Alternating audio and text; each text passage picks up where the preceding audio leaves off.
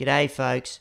Talk to Sherry Byrne-Haber, a leader of accessibility in the tech world, where she has a history of successfully architecting strategic global accessibility programs in the digital environment, app, web, everything in between, accessibility throughout, paving the way.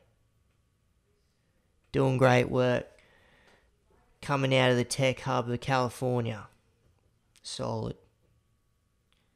And if you like the podcast, hit that subscribe button. Be much appreciated. I want to thank our sponsors, Permobil Australia, greatest electric wheelchairs in the land. Wouldn't be sitting in anything else but these four wheels right here, and they've got great assistive tech also. So righto, let's get into it.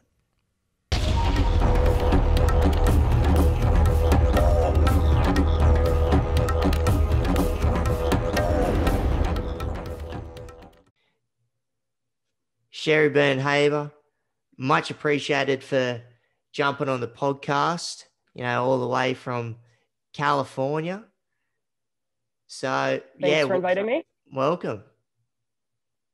Thanks. I'm originally from the East Coast of Canada, so that would have been even further. But, California to Australia is manageable. Yeah, it's a bit closer. Because what's the distance between, say, east to west? Is it like a 4.5 hour plane ride or? To the East Coast of the United States? Yeah, where you're from. It's more like 6. If you're just going a straight shot San Francisco to DC, you can do it in 5.5. But if you're going San Francisco to anywhere in the Northeast, it's a bit longer. Okay. So whereabouts are you from over on the East Coast there? Yeah, so my family's all originally from this little province in Canada that nobody has ever heard of, even Canadians don't always know about it, called New Brunswick. So it's northeast of Maine. Oh, northeast of Maine, because you've got just below Maine, that's Massachusetts, yeah? Right. Okay, now I know where you are. Yeah, so, and then in Newfoundland, which is a couple more provinces over to the east, they actually have the time zone is 4.5 hours, not 4 hours, not 5 hours, 4.5. Right. So right next to sort of in between Nova Scotia and Ontario, yeah? Yeah, exactly. Yeah, okay. Yeah. Yeah, so that's a bit of a move going from all the way up northeast to, down to California where the weather would be drastically different too, yeah? It's drastically nicer. The weather's California's one saving grace, I think, sometimes. But I've been here I've been here 2 chunks of my life. The last chunk of my life I've been here since 93. So it's been quite a while. Okay. So how are you handling it amongst in California, the weather's nice, but the thing that ain't nice is bloody COVID in the mix. So how are you handling it with that? So the COVID shutdown here is pretty serious. We're finally, I think, seeing the light at the end of the tunnel from our our Christmas Thanksgiving surge, where people didn't pay attention to what the important where the government officials were saying. So I have several different autoimmune conditions. I literally have not left my house for almost a year, except for contactless grocery pickup and doctor's appointments that I can't do by the telephone. One of my daughters is in healthcare. She managed to contract COVID, but fortunately she got over it. I've lost 2 elderly relatives, so that part really sucked. Sorry to hear that. Yeah. I just want to reach out and smack people with a baseball bat when they talk about, only a few people will die. And it's like, well, that few people was my 91-year-old aunt and my 85-year-old uncle who were having perfectly good lives up until that point and could have, lasted for a good bit longer if people hadn't been so irresponsible about not wearing masks. That's right. Yeah, because I've seen, in the media, just how it can spread. It's so easy just to transmit. So Well, and especially with the new variants, I guess they say that the new variants are going to be taking over. They're going to be the majority strain, and that's the super contagious one. Yep. So, you know, Yeah, the it's a South little African one. worrisome. And Yeah. the AstraZeneca vaccine doesn't work against the South African variant, apparently. I just read That's that in the right. news this Yeah. morning. So assuming that that's trustworthy, that's not good. Yeah. But I'll hopefully have a vaccine for something Yeah. in the next few months, and then maybe life will get back to passing for normal. And if it's just getting a jab in your arm once a year like it is for the flu shot, then it isn't a big deal, but we're not there yet. Yeah, well, I hope they really sort of knock it on the head. Like, it takes years to get vaccines up and working properly, and you got the whole world, like you got a bit of an arms race trying to get it all sorted out, and they're doing the best that they can. But yeah, the sooner the better, hey. So And then we all chase each other's tails, right? Because if you look at the flu shot, how do the Americans decide what strains to vaccinate against? We look at Australia, because it's whatever you had going around in your winter is going to be what's going around in our winter. that's right, and who And knows? sometimes they get it right, and sometimes they don't.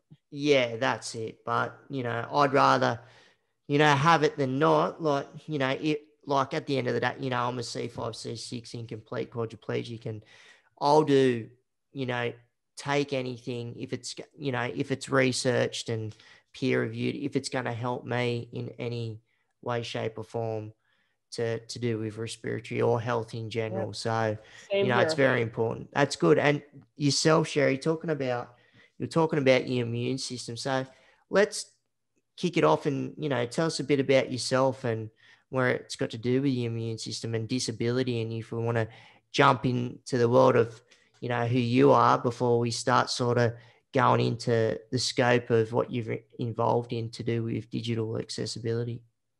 Sure. So I managed to develop both type 1 diabetes and rheumatoid arthritis in my late 20s. And those, I wouldn't say exactly their co-diagnosis, but for me, they came about maybe 3 years apart. So it did seem that they could have possibly been related, that my the type 1 diabetes, which you normally get as a child, I managed to get it as an adult, but that it had probably caused my immune system to go haywire. And so I ended up getting other, autoimmune conditions at the same time. Which is funny because I use a wheelchair to get around for longer distances. I was born with club feet and kyphus scoliosis, so I had a number of orthopedic surgeries when I was a child, and had to wear braces and casts for years. But so people look at me and they think, okay, she's talking about disability. She's a wheelchair user. Obviously, her disability is related to her wheelchair use. And in reality, I view my wheelchair as a way of getting around, right?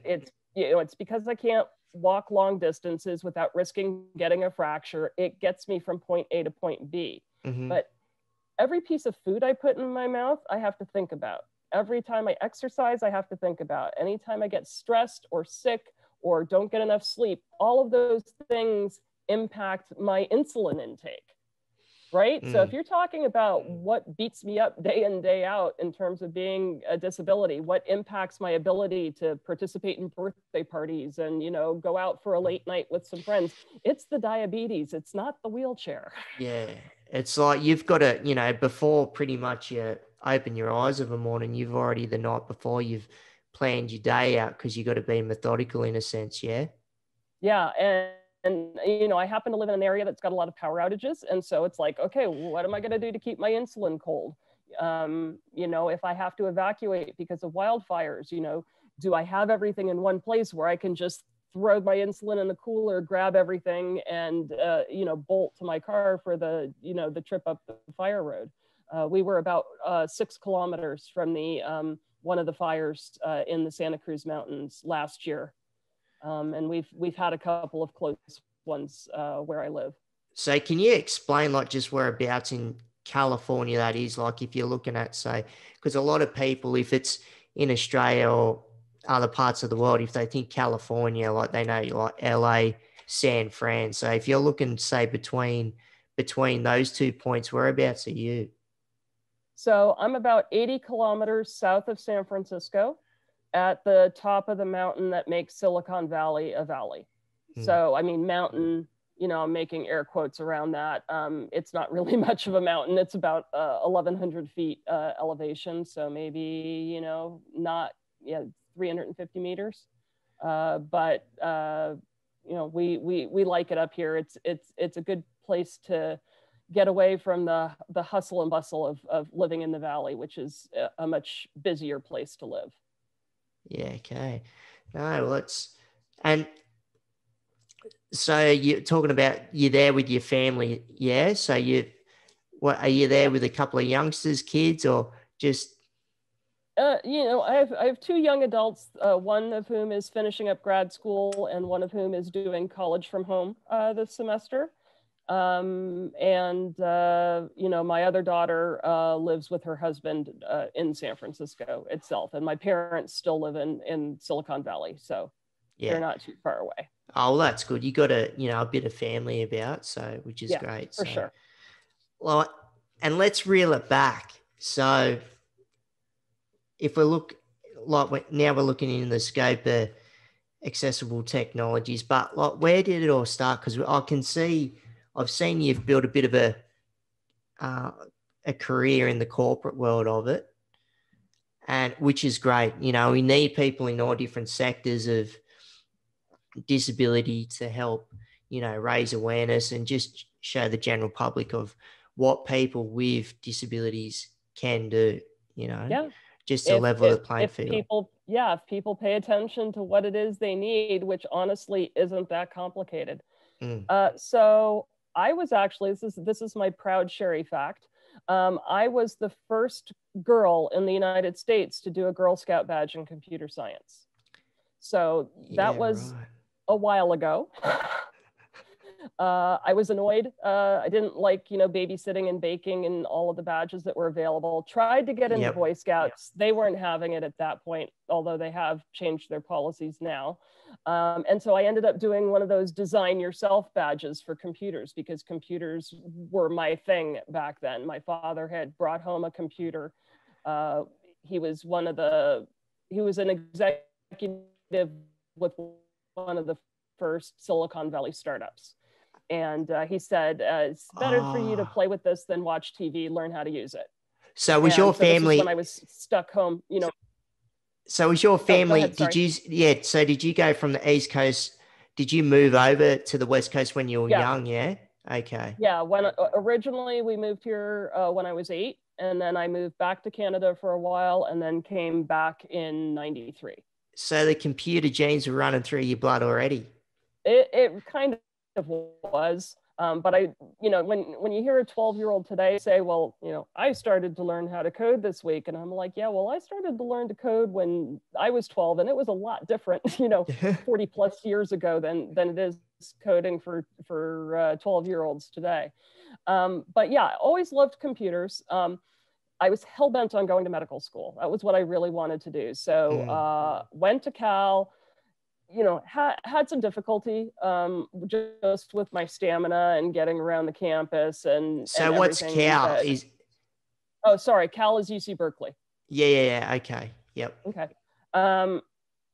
Started off majoring in chemistry, thinking I was going to medical school, decided after my second year, maybe medical school wasn't the best choice for me, and thought, well, you know what, there's this whole computer thing that I really like. And, I seem to be able to make money at this. So maybe this would be a good career. So I did that for a while. Then I decided to go to law school. Thinking that I was going to do, trademarks and copyrights and intellectual property, the fancy end of the legal profession. Is that because you could sort of see, is it because you're sort of sitting back and you could see sort of holes in certain sections that you could say, okay, no, I can take advantage of this, but where that's going to really make it easier for a lot of people out there, yeah? Yeah, that's exactly what it was. So I was basically a translator. The computer science people didn't understand law. The lawyers didn't understand technology. And I thought, hey, if I go to law school, I can be a high-paid translator for the areas of the legal system where a background in both is really essential. And my last year of law school, we discovered that my daughter was losing her hearing, and I never ended up doing intellectual property. I went into advocacy for the deaf and then ended up in accessibility after that. Yeah, that's pretty significant. Like, it's not just your disability, but it's also you got your daughter involved as well. Well, you know, because if she's born with a disability that she's got, so that's gonna even, you know, that's gonna amplify what you're doing, yeah. So because it's your I have disability and been your known to family. go. I have been known to go mama bear on people who refuse to Yeah. caption. No, I'm hearing you. Like Something it's the It's same with something I'm myself. very well known for. Yeah, okay. Yeah, and that's great because people have got to know, like, because there's so many people that, you know, ignorance is bliss, right? So, and there's a lot of people that where, you know, ableism in its true form, like you see it left, right, and center. So, and like my disability is acquired. Like I've been a quad for just over a decade now, but my youngest brother, he was born with a disability, like he's on the spectrum. So it's not like I've just known disability from the acquired disability that I have, but just growing up with it, how it affected my family, like it was pretty full on. So I can understand from a certain degree when families involved, you know what I mean? So when they're affected, like when when the mama bear or the brother bear comes out, you gotta, you know, call to action. But so yeah, just so keep talking, telling us about, because it's important to me as well, just not just the accessibility and just with some of the computer science that you've into and where that's evolved, but also because I can see it and hear it just in your voice, like the advocacy side as well. So has that always balanced? How is that balanced on its way up? Like as you've grown through the corporate sector, but also the advocacy. I don't think you can be a successful accessibility manager in the US without being an advocate. And I would say in the US, it's even more important because we don't have socialized medicine. So we're not good at educating children with disabilities. Mm. So people with disabilities in the US tend to be in lower socioeconomic circumstances, which means their voices just aren't heard. And since so many decisions at the business level are made based on money and not looking at, well, are you trashing somebody's civil rights in order to make that money? I see that as being a significant problem. So I've always been, you know, an advocate bordering on probably a thorn in people's sides to make this happen, because that's the way I've found, you know, works. It gets it done. But if you look at everywhere I've worked in the field of accessibility, my goal has always been to have a broad reaching impact on people with lots of different disabilities. So originally I worked in healthcare, where I tried to, you know, help an insurer become more accessible. Mm. And then I ended up running accessibility for some food related companies. And Okay. then the opportunity at VMware came up, and it kind of, it harkens back to my technology roots. And I thought, well, you know, this is a company that's in 498 of the Fortune 500, the largest companies in the world. Almost every single one of them run VMware software, and nobody with a disability can use that software, which means nobody with a disability can get a job where that software is being used. And, you know, I don't want to say that I did it single-handedly, but I've gotten some things done in the 2 years, including our first fully accessible software release of our first product. You know, we always have a ways to go. Everybody always has things that they want to do that they haven't been able to get done. But I'm proud to say that I've been, you know, at least partially responsible for VMware being more inclusive towards people with disabilities. Mm. No, that's great. So give us a bit of a brief about VMware, just a bit of a brief, and then we'll obviously dive deeper. But just, yeah, give us a bit Sure. of the scope. So the VM for VMware is for virtual machine. So they were one of the original cloud companies. So you could take a Macintosh and you could run a virtual machine on it, and you could pretend that you were a PC. It would look and quack and totally behave like a PC, and it would run PC software, but inside a Mac. Right. And Okay. you could do the opposite. You could simulate a Mac on a PC. So that's where they started off. And now we do all kinds of cloud management, security, modern applications, a lot of end user computing, which has been really popular for COVID because it doesn't matter where you work. If you're running on VMware software, you can work anywhere. Yeah, well, that's great. And that's it. Like since COVID, like the tech world's just gone bang through the roof in all different mediums. So, but then that does allow, what we're doing now with myself talking to you and, doing the podcast and, where people with disability and where we can take advantage of that, and which is great. So, well, the other thing is, who could benefit from working from home more than somebody with a disability, right? And that's so right. for so long, we've heard, oh no, that's an undue burden. Like the healthcare company that I mentioned, I wanted to work from home 2 days a week. Oh no, we'll only let you work home from 1 day a week. 2 days is an undue burden. Well, here we are, X number of years later, and overnight they had 80,000 people working from home because of the pandemic. And all of a sudden it's not an undue burden anymore. I don't ever want to hear the phrase undue burden about a person with a disability asking to work from home ever again. Yeah, I'm hearing you. So, and it's like the same over here in Australia where you can see, because I'm 2 hours north of Sydney, and I've worked a lot in the Sydney CBD over the years, and know people that still work down that way, or where people aren't working down there anymore because of COVID. But you're seeing all these businesses, like it's like a ghost town down there, because all these businesses can see where, okay, we don't need to spend all this money on commercial space. Everybody's working efficiently from home, and they're making. But then the sandwich shop closes, right? Because the sandwich shop relied on all the people in the buildings to go there, and the gymnasium closes, and so there is a lot of collateral damage. But it's really not any different than the Industrial Revolution. It's just on a different scale and that's right. on somebody else's timeline. It's clearly not on our timeline. No. Well, the world's gonna, we've never seen this before. Like we've gone through flu pandemics in the past over, when you're talking about the Black Plague, and then you got the Spanish flu, and now we're getting hit with this. But yeah, we'll find our feet, or I should say our wheels again, and just see how we can just keep the motion moving forward. And talking about being like the wheels, being in a wheelchair. So what's like, because I'm just, when you said Cal, like the University of California, right? University of California. UC Berkeley.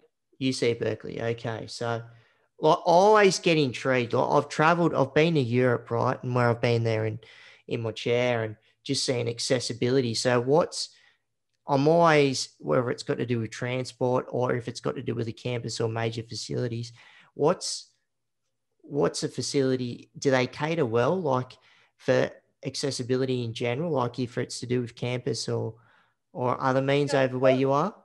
Some places do it better than others, and also a lot depends on whether or not the buildings are older than 1990. So for buildings that are older, that predate the Americans with Disabilities Act, sometimes accessibility has to have been retrofitted in, and that's not always optimal. I had one class that I was just chronically late for. When I was going to UC Berkeley, I still walked with my crutches. And there was a really, really steep hill that I could not get up. And so I had to take the long way around to get from one class to another class. I didn't account for that properly when I was doing my scheduling. And so that was a bit of a headache. But, accessible parking is good. Accessible event types of things is usually fairly good. They almost always have sign language interpreters or captioning for people with hearing loss. It's the digital stuff. Honestly, it's the websites and the ticket registration and those bits that just haven't kept up to speed, even though the standards to make them accessible have existed for more than 20 years at this point. And so that's really what I'm focusing on now. So on the VMware campus, which is enormous, it's in Palo Alto, and it's 2.2 square miles, I think, just of VMware buildings, nothing else. Yeah, right. All predating 1990, so they've been slowly, getting things better with things like electric doors and more accessible events and things like that as we went along. But it's the digital maps and the booking transportation with Uber, or trying to find out what the train schedule is.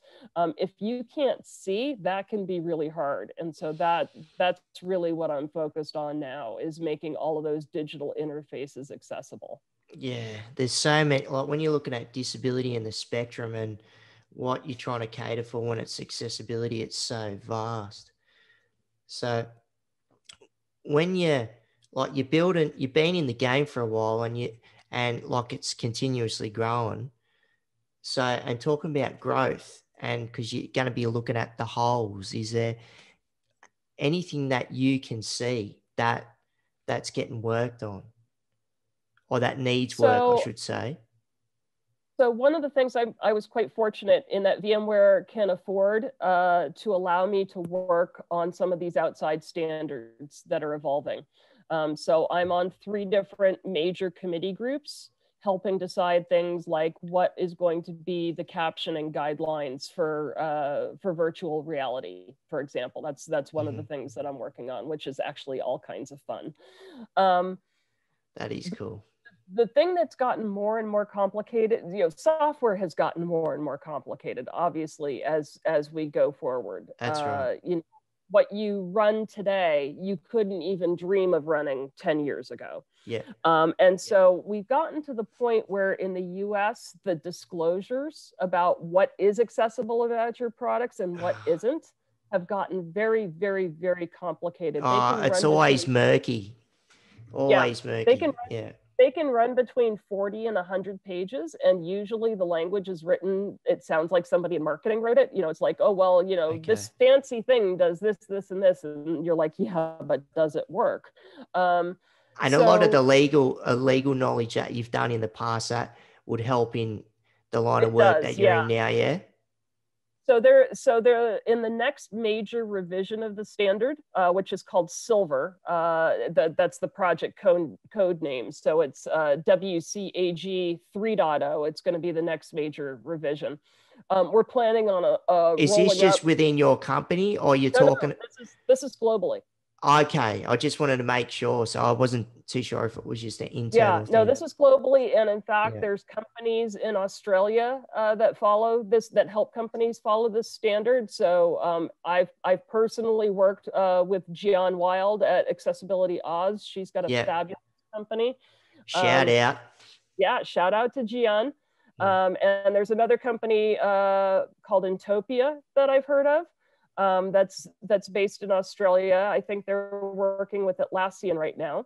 But like, for example, I've got 5 people who are legally blind that work with me on my team, and they can't use Atlassian products because Atlassian products aren't accessible yet. So this is something that we're really pushing hard for the vendors to do, just like other companies are pushing us. Because if your major ticketing system or your major web page deployment doesn't work for somebody who's blind, it's going to be really hard for you to employ somebody who's blind because you've chosen inaccessible products. That's great. So it's not just, America, like with yourself and with what you're doing, it's everywhere. So, because you're going to have all these, like yourself, all these other trailblazers from different parts of the globe, and the nice thing is we've all centralized on one standard. It's occasionally different versions of the standard. Like some people are still on an older version and some countries haven't adopted the new version yet. So like China, for example, is on an older version of the WCAG.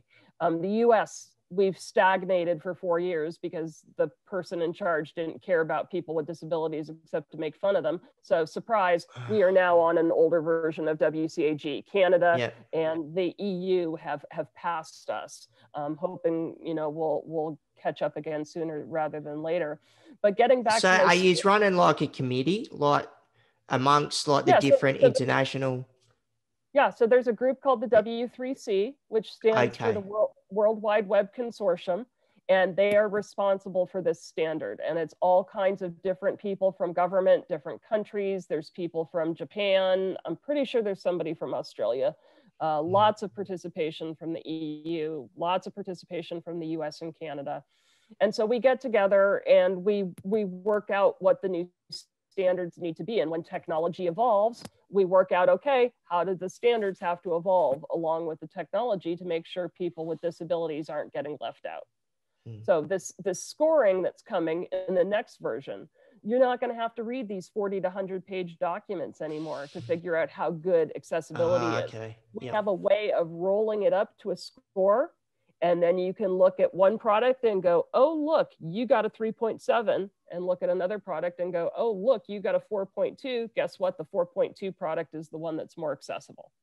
So if anybody wants to suss out these markings of that scale, where would one go, like to throw into Google or whatever to type in so they can get some knowledge on this, what you're talking about? So you just go to w3c.org. That's the parent organization site, and then look for the WCAG standard.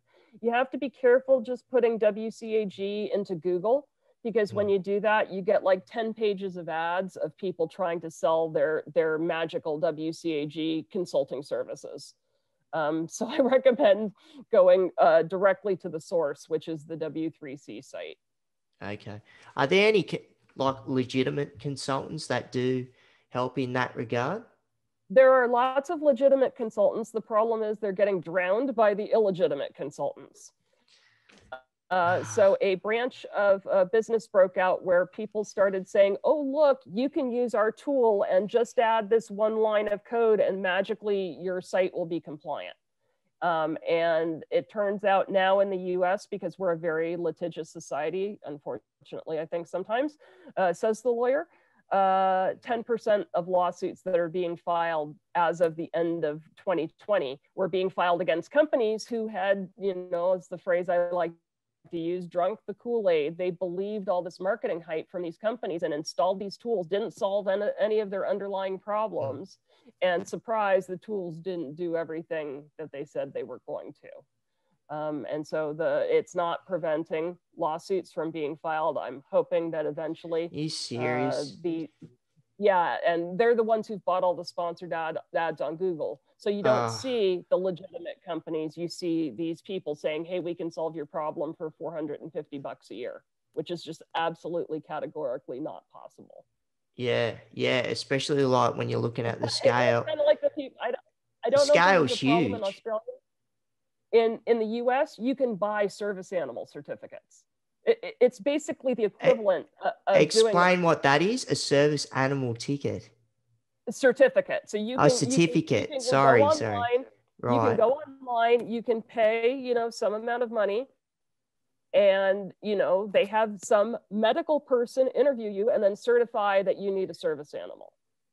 So, you know, maybe you do and maybe you don't, but the way you went about it wasn't legitimate. So what does that show? Does that show that you've been audited like your company, and then you've got you're certified for something? Like, explain to me what's going on here. Like, what do you mean by that?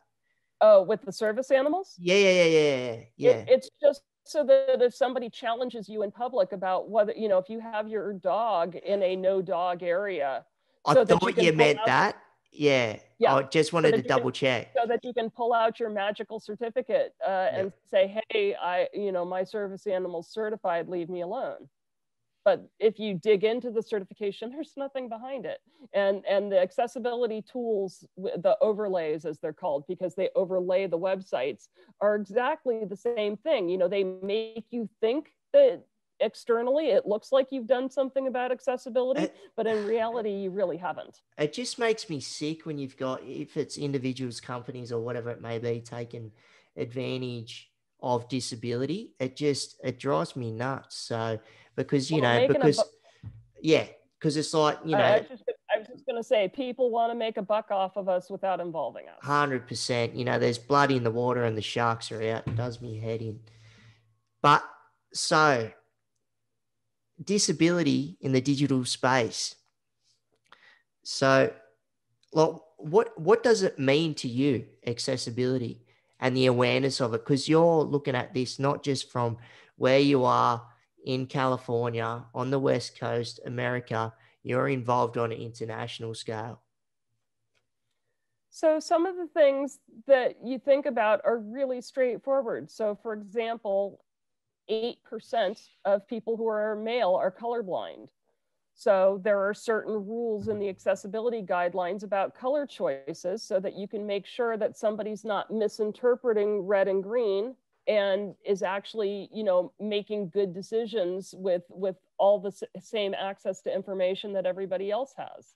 So that's number one. That's a really easy one for everybody to understand, because just about everybody knows somebody who's colorblind. I know. I'll jump in there just for a tick before you keep going, because I know people where, that's just simple colorblind, but I know the trajectory of that, where if it's not sorted out when they're young, because I know some particular people where it's just thrown them in a different path because they were colorblind and hasn't been picked up. And then, where they've started playing up in the school classroom, and because they can't understand, because they've got the teachers or other kids talking about certain colors or other situations, and where it's led to them not being able to read properly, not being able to write properly, and then the trajectory just sends them into a negative path when it could have been nipped in the bud, so something as simple as that.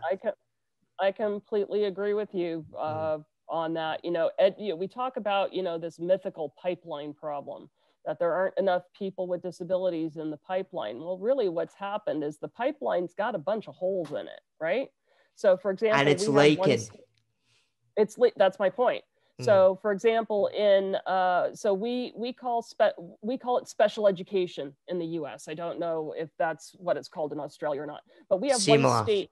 Okay. We have one state in the US where 80% of children in special education drop out before high school is finished. They never even graduate. Before high school. Yeah. That's insane. That's a huge percentage. Not every state is like that. If I named the state, you probably wouldn't be surprised. Let's just say it's one of what we call our red states, our Republican states who don't want to spend money on children with disabilities. Oh, so people with disability are just easier to put behind closed doors and keep them locked. I wouldn't go quite that far, but it sure feels like it sometimes. but this is my point, right? So the problem isn't that we aren't in the pipeline, it's that the pipeline has holes in it and we're leaking out the entire way. We don't graduate from high school, so we don't go to college. We struggle with college. Maybe we have a medical issue in the middle of college, have to take a break. It took me 5 years to finish my MBA because I had 4 surgeries in the middle of it. I could have dropped out. I was stubborn, so I hung out with it. Perseverance, good on you. But that was hard, and didn't get a lot of support from my university, unfortunately. So and people just trickle out the entire way, and that's where this pipeline thing comes from. I know in the US, the statistics are quite clear. People with disabilities have been vastly more impacted by COVID because they're more likely to have customer service types of positions where they have to be face-to-face. They can't do the work from home. So twice as many of them have been laid off. The unemployment rate for people with disabilities in the US is always more than double. The unemployment rate. It's the same here in Australia too. Yeah. And it doesn't need to be that way. If all of education was accessible, we would have the same opportunities as everybody else. And it wouldn't be at the whim of, oh, I had a dad who brought a computer home. You know, yes, I recognize that's absolute privilege, but that's what steered me to where I am today. And if everybody could use that computer, then everybody would have that opportunity. Yeah, that's it. We've got to raise the bar, just elevate and broadcast, you know, the people out there like yourself that want to raise it up. And especially on these platforms, the digital space, there's so much room for people with disability to jump in and take advantage, but it's just knowing how, what, and where. So, and where it all starts. So when you're looking at the digital software and you're looking at the building blocks, the foundations.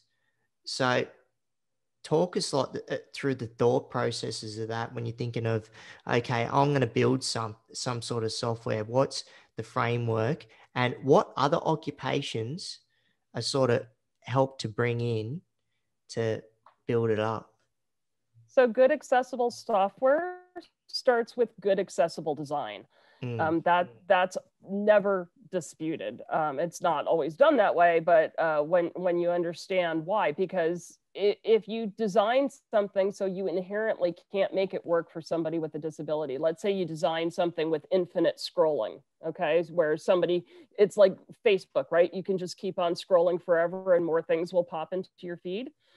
Somebody who's blind really struggles to use that because they're never getting the information about, well, where is the end? And also, where am I in reference to where I started? You know, how many posts am I into? Am I into yesterday's posts? Am I into the posts from last October? So infinite scrolling is something that's inherently difficult to make accessible. If you choose to use that in your design, you're automatically excluding people from disabilities from being able to use your end product. So I always tell people, don't try to build something from scratch. Go find something that works somehow similar to what it is you're trying to do, and figure out what they did and just make it better. So a lot of time people will start with things called design systems.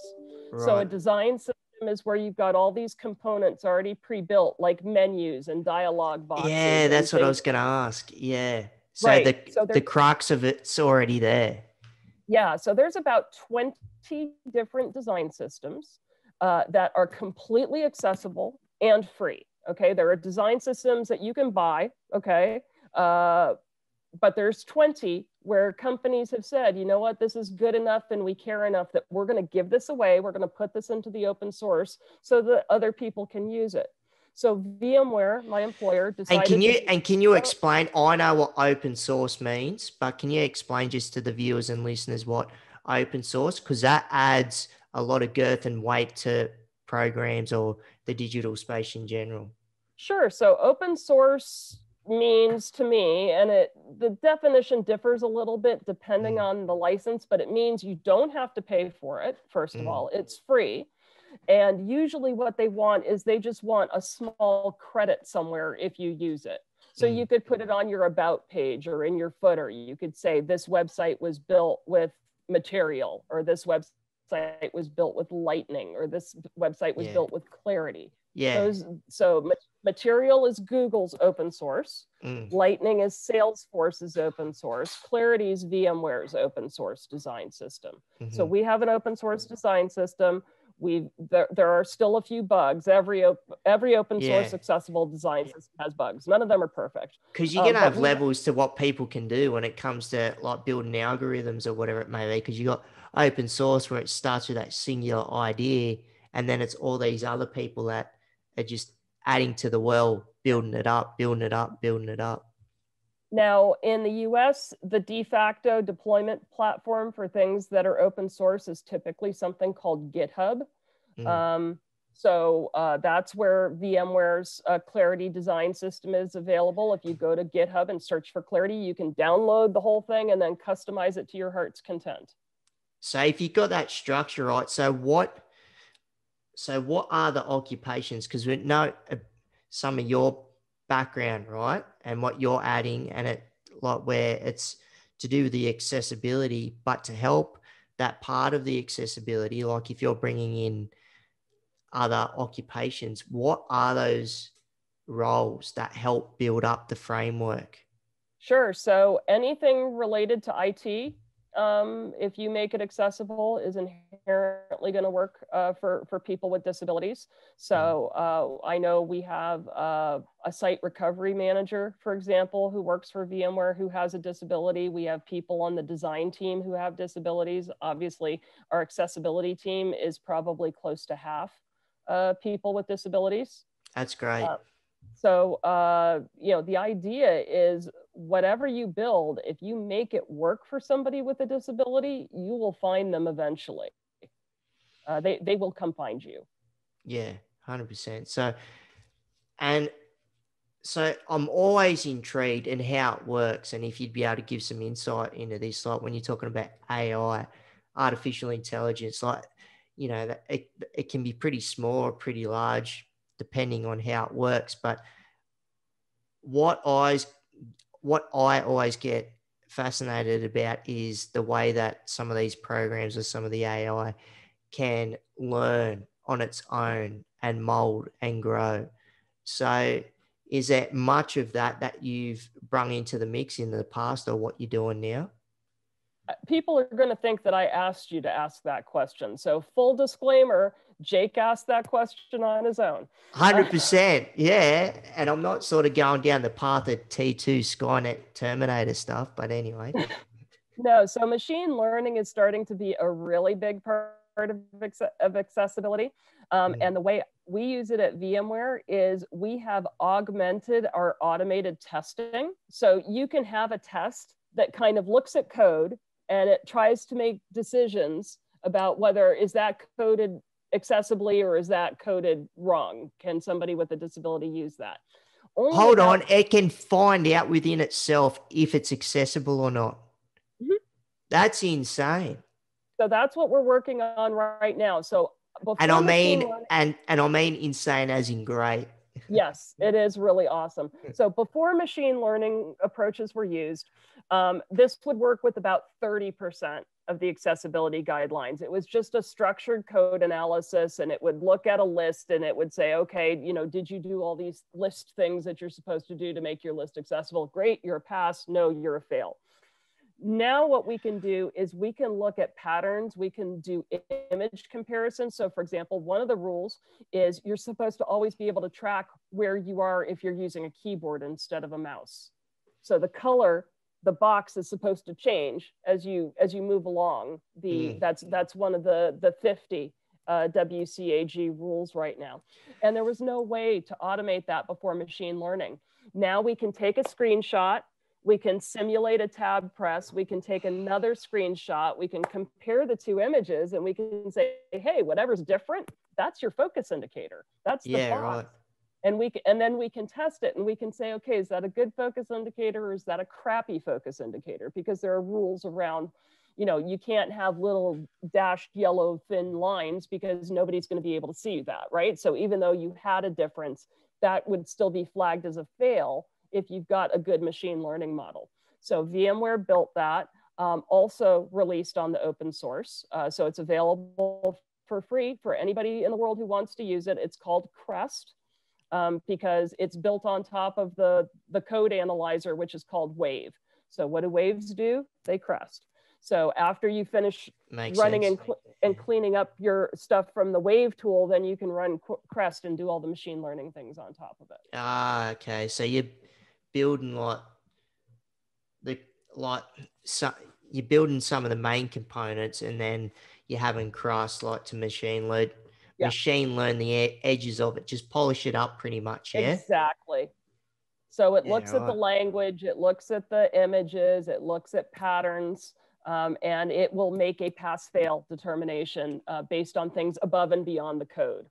But beyond the code, does it realize what, like when you were talking about what the global standard is, right? When you're talking about silver, does it know that? We've written it to the WCAG 2.1 standard, which is the current standard. We're in the process of updating it for the 2.2 standard, which is coming out in June. And then eventually we'll have to overhaul it a bit for the silver standard when that's final. That's still very much under development right now. So apart from VMware, when you're looking at the standards of that, it can recognize it, right? So because you've got a cast of thousands, millions, when you're talking about all these new apps that are in development, all these new programs that are in development, software, digital space. So do they have to, depending on where they are, and like they should all, earn their stripes when it's got to do with accessibility, right? But is there like an international sort of threshold where they have to tick the boxes to earn a certain level to be and to say, yep, you've been certified with this stamp. Now you can be an app or be a digital software and be out in the atmosphere for millions of people to use? So the box ticking is generally done by the federal governments, the provincial, or in the US, we would say state governments, Yeah. and the people who get money from them. So, oh, you know what? I just had this random thought cross through my mind. One of the top screen readers in the world is Australian. It's called NVDA, which stands for Non-Visual Desktop Access. And people who are blind who use PCs, Yep. love it. And again, it's open source, it's free. Where the competitor to that is over $1,000 US per machine. So that if somebody's interested in trying out a screen reader, I would definitely go to nvaccess.org and download the screen reader, and you can see what the experience is like for somebody who can't see. Oh, I'm glad you had that thought bubble that popped in, because that's great. Any sort of edge that it gives to anybody with a disability, no matter if it's hearing impaired or vision impaired, sensory, like there's so much to cater for, but there's so much out there too. And if you got open source compared to, you're talking about 1,000 US, and when they're on par with each other, but then you got people that want to keep building to an open source component, like what are you going to go with? So, and when you're looking at the percentages of all those percentages that you've thrown out there, so if you got people that are dropping out before high school, you've got disability as a whole, like compared to the general population, you're not going to have a whole lot of cash in the back pocket. Right. So what are you going to be going with? It's really important to make assistive technology available as cheaply as possible. That's part of leveling the playing field for everybody. 100%. And I know you were asking me about certification. So there aren't really any standalone certifications. But what you can do is you can say, I am, whatever level compliant. And some governments have set standards for the minimum level of compliance they will accept for new software purchases. So if you want to sell to that audience, then you have to be accessible or you won't even get to be able to put in a bid. Okay.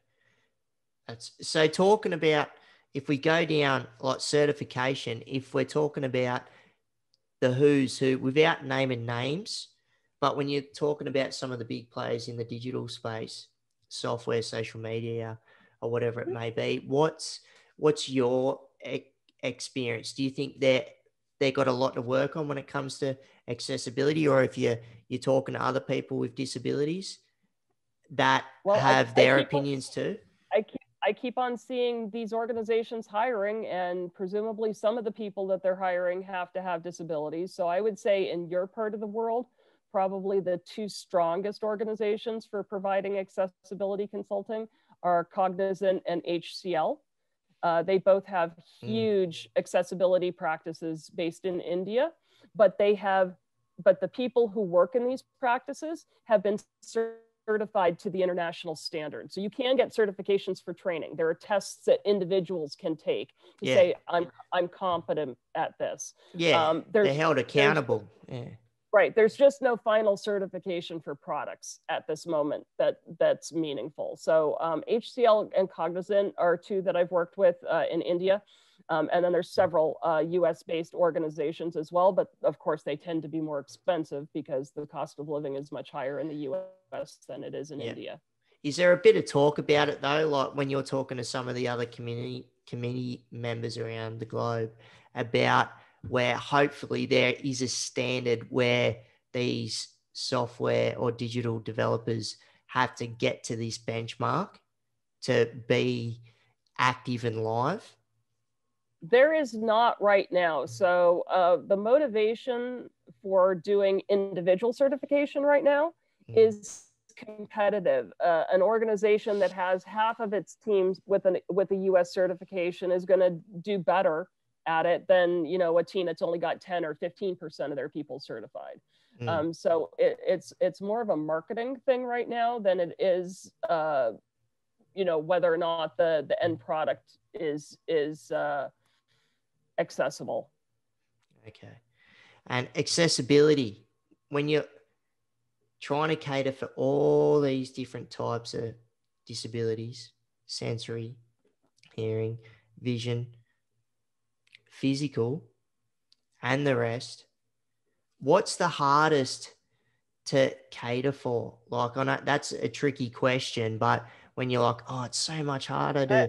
Yeah, I've kind of got two answers. So my first answer is people who use screen readers. The web is inherently visual, and so making it work for somebody who doesn't have visual input is really hard. If you look at the guidelines, half of the guidelines pertain to vision loss. But to me, that's just a matter of discipline. To me, the hardest is autism and neurodiversity, because you can't simulate those. I can simulate sort of being blind. I can turn off my screen. I can use a screen reader. I won't have exactly the same experience a blind person will have, but it's not going to be like way super far off. It's going to be at least a little bit close. You can't simulate autism. You can't simulate dyslexia. It's just not possible. So I personally find the neurodiverse category the most difficult to comply with, because I feel like the standards are well defined for vision loss. You just have to follow them. True. Yeah. So, and this is like, if you're talking about some of the big industrial designers, when you're talking about like Apple, or you're talking about some of the other companies where they go design first and then the rest follows because they want everything to fit into it. So has it been troublesome, like over the years, where you're trying to work with an industrial designer because you've got accessibility in your mind of how the software works, and it's going to go physically into some sort of component, whether if that might be some big screen or if it's just in general like a tablet, phone or computer, because you're thinking of those steps, or you have an input from other people with disability about, we know the software, but how's the interface gonna all work together cohesively, you know? Yeah, so one of the things that I worked on at a previous job was one of these soda dispensing machines where you could choose your flavor off the screen of the machine. Right. But it was just a glass touch screen interface. There was nothing to tell a person who was blind, you know, whether they were selecting root beer or raspberry iced tea. And so we actually built an app where the app connected to the soda machine via Bluetooth. Nice. And the app was accessible. So the person could say, you know, I want a diet Sprite and, you know, I want 30% this other flavor instead. And it would actually custom mix that for them. But it was the app driving the machine, not making the machine accessible, but providing an alternate accessible interface. So there's that, which is, that falls under the category of kind of Internet of Things, where you can control your lighting system and your heat and ordering things from Alexa, all from an accessible interface. But it's not because the device itself is accessible. It's because they've built a separate interface for it that is accessible. My pet peeve is laptops that weigh like a brick. And so I used to go through airports a lot in my wheelchair by myself. Right. And I've got terrible arthritis in my hands. And so anything that weighed like more than 3 pounds, which is like what, 1.5 kilos, maybe 1,400 grams, it would just be too much for me to manage, especially if I had to change airports and I didn't have a direct flight. So a company came out with a new brand of laptop that the entire thing, the laptop, the device, the charging cord, everything, the keyboard, everything put together weighed exactly a kilo. And I'm like, I'm a customer for life. Because for somebody else, they might think, oh, well, 400 grams, that doesn't really matter. But for me, 400 grams matters. Yeah, it's a big deal. So, yeah, go so ahead. anyways, for the Internet of Things, people who are doing those types of devices, make sure your apps are accessible, because you will never be able to make like the little teeny tiny switches on the thermostat accessible. There's just no way. But if you have an app that controls it and your app is accessible, it doesn't matter that the person can't reach the teeny tiny switches. They can do it from their phone. That's a great way to look at it. Like, that makes me think differently as well. Like, not just to, because I use a lot of equipment that has accessibility features, but then I do use some that do talk to others, but just to really push that out there, like, I think that's going to make a lot of people think differently in that space of just how to get a lot of the current apps, where getting them talking to each other, to make them accessible. If that actual, whatever it may be, that interface isn't working, design something around it that is accessible to that person with that particular disability, that's going to have the right sourced interface to make it work. Yeah, I always tell people that the Americans with Disabilities Act did not make stairs illegal. Okay, what it said was that you had to have a ramp and an elevator that connects everything that you can get to by the stairs. And so in the case that we were just talking about the thermostat with the little teeny tiny switches that you can't reach, the teeny tiny switches are the stairs. That's fine. You can still have them, but you have to provide the ramp. Yeah, true. Which is the app to control it with. That's great. And do you hear much over in the States? Because you always hear of a lot of progression over where you are in regards to, like, when we're talking about interfaces, right? So I'm not going down the path a lot, T2 Terminator or any of that sort of stuff. But when you're looking at interface and the software, the digital space, when you're talking about, like, which does help people with disabilities, where you're talking about exoskeletons or anything to do with Boston Dynamics, or if you got Elon Musk, where he's bring up Neuralink, where that can help, if someone like myself, like with a spinal cord injury, where it can help certain pathways talk to each other. Do you hear much of that? I think the biggest breakthrough I've seen on that, and I don't know if this is true in Australia or not, is 3D printing. So, for example, if I have leg braces that I spent a ridiculous amount of money on after my last foot surgery, so maybe 8 years ago. I think they were $1,300 US. And it took weeks for them to come, and all the back and forth and appointments and everything. I think if I needed those braces again today, I would get the prescription with the numbers, and then I could take it to somebody and have it 3D printed.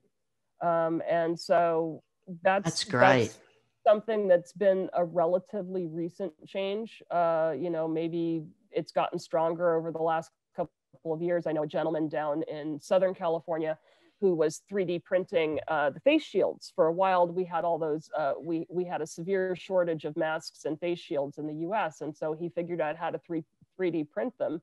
And then he cranked out like 2,000 of them in a weekend. Wow. To take to the hospital. So those kinds of things are possible now. You don't need big, plastic molding manufacturing facilities anymore to do stuff like that. You need somebody who understands software and can feed the pattern into the 3D printer.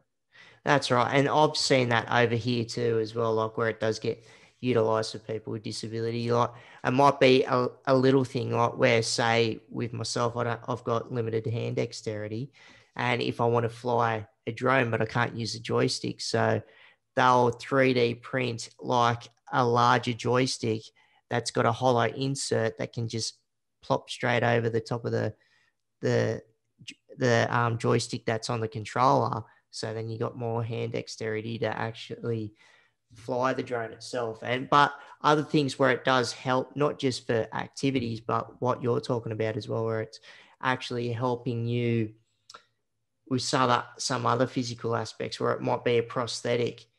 Right. I was And just about to say, like, especially in that's developing right. nations, they can 3D print a That's prosthetic for like huge. 25 or $50 now. That's right. And where I see these designs and where you might have open source attached, and it's like people continuously adding to the design, and then you can just go on the internet and see what works for you, and then just float that file straight through to your 3D printer. Then bang, thanks for coming. So It's which especially important for parents of children because prosthetics are expensive, right? mm, And as you're a child, you outgrow them over time. It might take, I don't know, 6, 8 maybe prosthetic legs for a child as they get older, and by being able to 3D print them, you're making it a lot easier and a lot more cost effective. cost effective, but learning the skill, learning the trade, and where you're helping yourself. But that in turn can help to, if you'd be helping other people out there also. But with some of the, like you've climbed up through the corporate ladder, and when you're looking at barriers and accessibility, like whether it's got to do with like the work that you're doing, or just some of the physical aspects of it, what's some of the barriers that you've come up against? Like, and if we can throw some negatives in there where it helps people out there, but we'll throw some positive stuff in there as well. Yeah, so I think my biggest barriers have been dealing with countries that don't have Disability Rights Act. I mean, in Australia, you've got the DDA. It's quite strong. It's spot on. Yeah, it's similar to the ADA in the US. But VMware has people employed in countries where there's no accessibility laws, or what they have isn't enforced, is sometimes the flip side of it. So for example, if I'm working with somebody in Eastern Europe, and I'm not going to name a particular country, I don't want to get hate mail from people from that country. No. But they're less likely to have disability related laws, and they're less likely to have seen somebody with a visible disability in their workplace, right? So if all the buildings have stairs in your country, that's going to be a problem. You're not going to get very many wheelchair using employees there because they're not going to be able to get around because of the stairs. So I think it's getting the mind shift to seeing people with disabilities as potential customers and potential coworkers, and not so much as you mentioned about the state that shall not be named in the US, where they keep their children behind locked doors. But that's sometimes what ends up happening. If you don't have the education system, you're not going to get the workforce. No, you just got to chip away, keep chipping away, just to show that awareness, and hopefully that grows and you get a cultural shift, So, and you've seen a bit of that progress, yeah? Like, even though we touched on what. Oh, I've definitely seen progress within VMware communities for sure. And then, people don't stay employed with the same company for 40 years anymore, like they did in my father's day. So I expect people will come and people will go. And, I'm hoping that the values that I've helped instill with some of the people who may have thought about disability differently when they started, that they carry that to their new employer. And how can it improve, you reckon? Because this is going to be ongoing. So, like, we're in a good space and where good developments are being made, but where can improvements be made, you reckon? Well, I always say that accessibility is a program, not a project. I'm not really looking for an exit point, given where we are with society and technology right now. I would hope that someday that the ethics of using technology would keep up with the rate at which it evolves. But right now, that's not the case. So people evolve new technology, and then we figure out how to make it work for people with disabilities. And then they evolve a new technology, and we make it figure out how to work for people with That's disabilities. it. So I'd Just like got to for it to keep be up. included with the revolution would be nice. That's it. That would be the improvement that I hope to see in my lifetime. I like that. Keep up with the revolution, you know, stay up with the arms race. So, okay, righto. So tell us a bit about your blogs. Is it just about accessibility in the digital space, or do you cover all different types of topics in general? Well, like many hobbies, shall we say, it started because I was pissed off about something. So I had a coworker in the accessibility field, and I went one way, and he was looking for a new job. And he had a great interview, went really well, and then they told him at the end that he didn't know enough about one particular tiny piece of accessibility technology, and so they weren't hiring him because of that. And I thought that was the dumbest thing ever, because they missed out on this guy who was committed, who cared, who, you know, was a problem solver, you know, because he didn't know this one little tiny corner of accessibility. And so I got really angry, and I wrote about that, and then it just sort of evolved from there. So I've been blogging twice a week for a little bit over 2 years now. Nice. I did get named the Medium Blogger of the Year last year by their largest, the UX Collective, their largest publication. Yeah. So okay. pretty proud of that. Yeah, you should be. But basically anything that touches on disability, I write about it. I try to make sure that one of the articles every week is specifically about something technical about accessibility and how to do it. Yep. But I've written about how I'm annoyed because, you know, they never have the singer and the signer for the Star Spangled Banner and the Super Bowl in the same frame. And it still didn't happen this year. At least they talked about him in advance. I knew who it was going to be. But if you want to see the signing of the Star Spangled Banner, either they'll cut to it for like 5 seconds while the person's singing, or you have to go watch it on YouTube afterwards. And I feel like, you know, equal billing should be the case for these things. So 100%. You know, I talk about how god awful the American insurance system is. You know, I talk. Oh. Yeah, and talking about the insurance system, right? So I'll throw this in the mix because I'm always curious of this, because in Australia, we've got the National Disability Insurance Scheme that looks after Australians as a whole with disability, right? And where that's, you know, the money that goes to some of the caring agencies to help people with disabilities. And there's all sorts of different factors that come into it. But do you guys over there have like a scheme or anything of the like that looks after people with disabilities, like on a federal level, or you got state stuff? But you have to be stone cold broke and unable to work to qualify for it. That actually, they require that people be in poverty.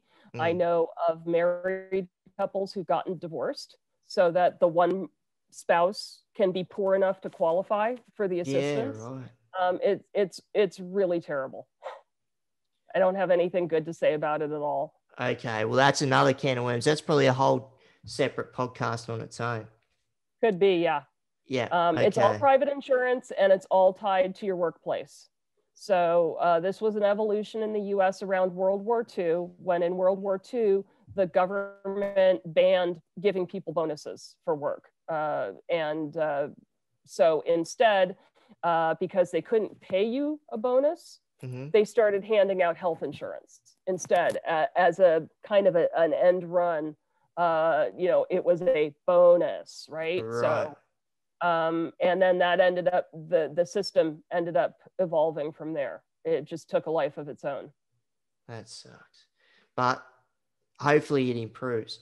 So before we wrap everything up, so how can, from your point of view, with COVID and the world we live in now, how can people with disability take advantage of tech and make it work for them? I would say the number one thing that we can do is don't be quiet. If you're gonna, so there was a study that went on in England where 91% of people with disabilities who were interviewed said that they had left a shop or had left a website because it wasn't accessible and gone to the competitor but never complained about it. When you don't complain about it, people don't realize that they're losing money over this, right? This is not a place where silence is going to benefit people. You have to speak up, and you have to speak up loudly, no matter how uncomfortable it might be for you personally to do that. Good stuff. No, that's it. Just high tide raises all canoes. It's just being vocal and broadcasting and getting the message out there. That's what I'd like to think. Yeah. So, you know, definitely. And don't think, oh, well, you know, I'm not going to email this person because they're, you know, I'll never hear back from them. You know, you never know where something is going to get routed. Just send it. What's the worst thing that you're going to get? Silence, right? Well, that's, you know, not any different from not emailing them at all. So at least you're buying a bit of a chance to actually get some change made. 100% change, make it happen. So let's throw out in the atmosphere, if anybody wants to contact you or look at your blogs, social media, whatever it may be, do you want to just throw that out in the atmosphere? Sure. So Medium itself is not totally accessible. So and plus they charge, right? They give you like 5 free articles a month, and after that you have to pay. So I have my Medium blog, which is S Bernhaber, so SBYRNEHABER.medium.com. And then once a month, I pick up all those articles and I republish them on my accessible WordPress site, which is just sherrybernhaber.com, you know, SHERI, and then the Bernhaber again, with no hyphen. Internet doesn't like hyphens. And that's where people can find me.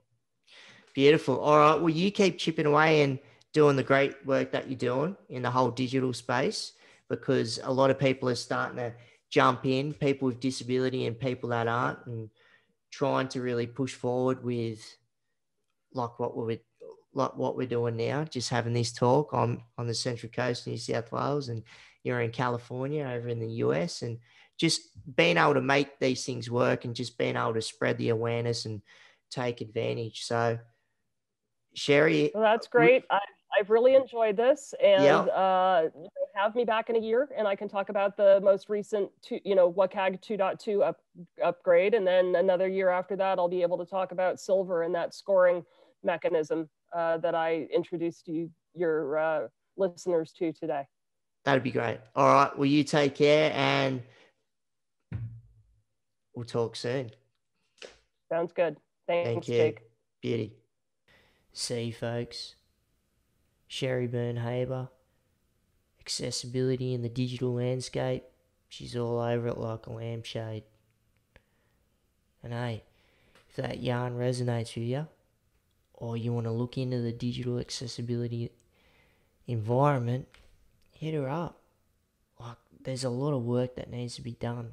And it's good to see what she's doing in the backyard of California, but how what she's doing digitally with accessibility and how she's applying that on a global scale. Solid work. And if you like the yarn, hit that subscribe button. Be much appreciated. And if you want to get in contact with me, you can get me via Instagram at StreetRollingCheetah, or email one word streetrollingcheetah@gmail.com. Or also got a Facebook page, Keep Rolling with Jake Briggs, so check it out. I want to thank our sponsors, Permobil Australia, greatest electrical chairs in the land. Wouldn't be sitting in anything else but these 4 wheels right here, and they got great assistive tech also. So righto, see you on the next one.